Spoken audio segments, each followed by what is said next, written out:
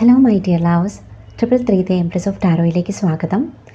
ഇന്നിവിടെ നോക്കുന്നത് ആ ഒരു വ്യക്തിക്ക് എന്ത് കാരണം കൊണ്ടാണ് നിങ്ങളോട് ശത്രുത തോന്നുന്നത്. അങ്ങനെ ഒരു റീഡിംഗ് ആണ്. നിങ്ങൾ ആ ഒരു പേഴ്സണെ മനസ്സിലേക്ക് ചിന്തിക്കുക. എന്തുകൊണ്ടാണ് അവർക്ക് നിങ്ങളോട് ശത്രുത തോന്നുന്നത് എന്നുള്ള കാര്യം നോക്കാം. പേജ് ഓഫ് സോഡിൻ്റെ എനർജിയാണ്. നിങ്ങൾ ചില കാര്യങ്ങളിൽ അവരുടെ അഭിപ്രായത്തോട് യോജിക്കാതെ നിൽക്കുന്നുണ്ട്. നിങ്ങൾ സത്യത്തിൻ്റേതായ മാർഗത്തിൽ സഞ്ചരിക്കുന്ന ഒരു വ്യക്തിയാണ്.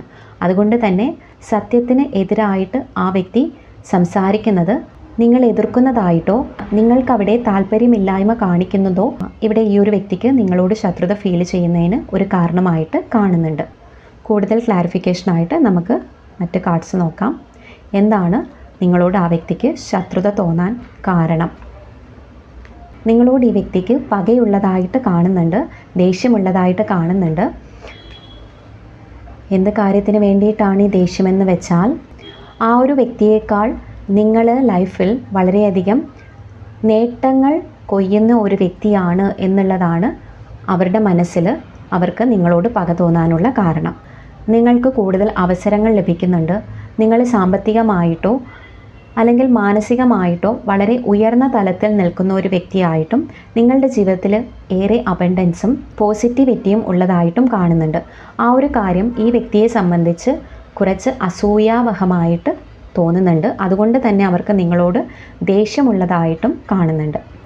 അപ്പോൾ ഇതിൽ നിന്ന് നിങ്ങൾക്ക് പ്രൊട്ടക്ഷൻ ലഭിക്കാനായി നിങ്ങൾ എന്ത് ചെയ്യണം എന്നുള്ളത് കൂടി നമുക്കിവിടെ നോക്കാം. നിങ്ങൾ ദൈവത്തിൽ സറണ്ടർ ചെയ്യുക. നിങ്ങൾ പൂർണ്ണമായിട്ടും നിങ്ങൾക്കൊരു ജസ്റ്റിസ് ലഭിക്കുന്നതാണ്. അവരുടെ താല്പര്യങ്ങൾക്കനുസരിച്ചല്ല നിങ്ങളിവിടെ പ്രവർത്തിക്കേണ്ടത്. നിങ്ങൾ നീതിയുക്തമായിട്ട് സത്യമാർഗത്തിൽ തന്നെ മുന്നോട്ട് പോവുക എന്നുള്ളതാണ്. ഈ ഒരു പുറകിലുള്ള കർട്ടൻ കാണുന്നത് ഡിവൈൻ പ്രൊട്ടക്ഷൻ നിങ്ങളോടൊപ്പം ഉണ്ട്. നിങ്ങൾ സത്യമാർഗത്തിൽ തന്നെ മുന്നോട്ട് ധൈര്യമായിട്ട് സഞ്ചരിക്കൂ എന്നുള്ളതാണ് ഇവിടെ പറയുന്നത്. ഈ ഒരു വ്യക്തികൾക്കെതിരെ ഡിവൈനായിട്ട് തന്നെ ആക്ഷൻ എടുക്കും.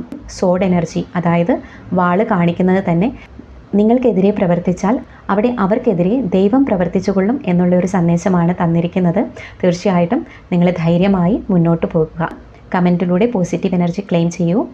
കൂടുതൽ റീഡിങ്ങിനായിട്ട് 333 the empress of tarot channel subscribe ചെയ്യൂ. Thank you so much.